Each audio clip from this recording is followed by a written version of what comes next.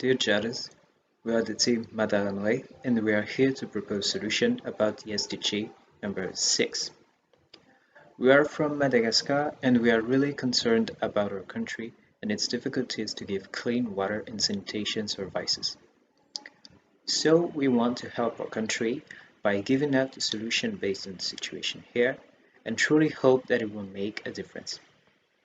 Now, we are going to state the problem and explain what our system can bring. First, we have the SDG6 problem. Make the water and sanitation services accessible for all. All over the world, there are a lot of people who can't afford to have water, which is a big problem since we need it for drinking, washing, and many other things. But even among the people who have access to water, there is no guarantee that the water is truly clean or even drinkable. That's why we need to find a solution to solve or to make better situation. We need to ensure the access to clean water, implement a better management of the resources, and make the supplying water less difficult. Making a better use of water resources, bringing easily water supply to each place, and guaranteeing for everyone the access to clean water. Those were the goals we were aiming for while improving the system for a house fully autonomous in water. The solution we came up with was to improve the water system for each house so that it would become fully autonomous in water. As we can see in this picture, the system is quite simple. It gathers the water dropping from rain. First, the water is flowing on the roof and is collected by the gutter before passing through a filter and be stored in an underground tank. The water collected by the system can be used all along the year.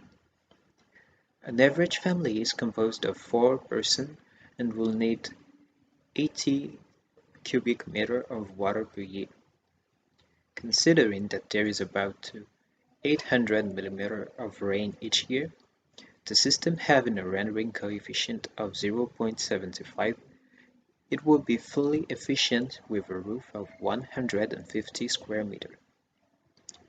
Since we have a better use of the water resource, it is essential to recycle and reuse the water.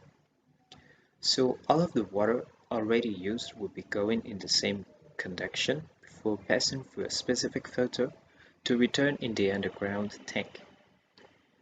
Some water filters contain a lot of chemicals which are not really available to everyone, and industrial filters consume a lot of energy. So we added to the system a filter that could prevent all these problems. It is composed by very simple and usual materials. Let's see how it works. Here's a representation of the filter. As we can see, each component are separated by some permeable film. There will be high pressure water coming from there, passing through coal, sand, gravel, and antibacterial pad. One more advantage of this filter is that all of the trash could be used as a fertilizer. Distributing all of this water into the house is also a great task that consumes very much energy. Without using oil motors, we instead installed a pumping component using a Stirling motor which could work with just the heat from solar energy.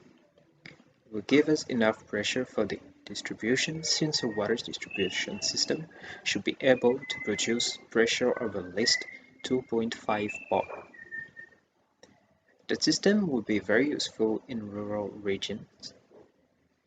As we know, a big part of them are not connected to the water network of central distribution companies, so it is necessary for them to be autonomous in water.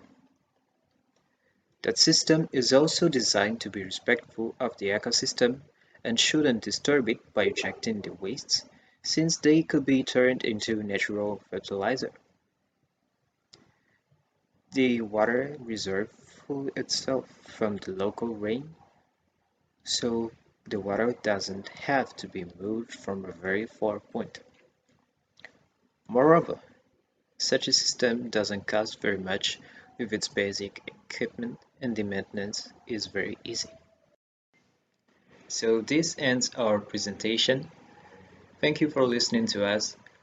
We were really happy to participate in this challenge and hope we will go further.